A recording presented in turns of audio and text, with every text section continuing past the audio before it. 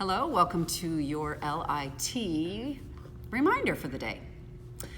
I want to talk about decision making when boundaries are not clear.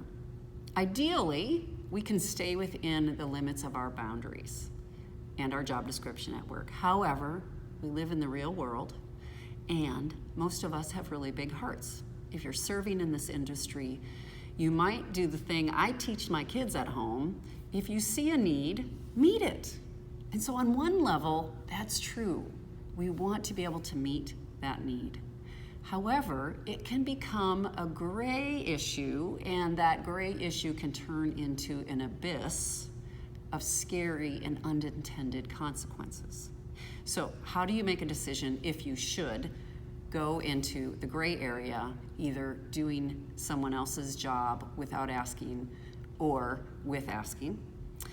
And there are a few things to keep in mind. The first is, what's the impact on the resident? The second is, what's the impact on your team? And then, what's the impact if you change or do something that's not according to procedure? Sometimes that can have serious implications.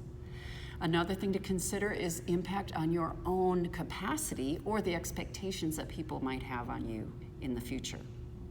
And the last thing to consider is, am I doing this and creating the gray because I have a gap in my capacity? In other words, do I rescue people and then end up them depending on me in a way that's not going to be helpful in the long run? Or is there another gap in my leadership of me being clear with people about what's expected of them? As a leader, I expect you to go first and look at the gaps you might have. As a leader, I expect you to make clarity. Remember, clear is kind. So if that task, if you are going to create gray, you need to talk with someone about it, probably your supervisor, so that it's clear.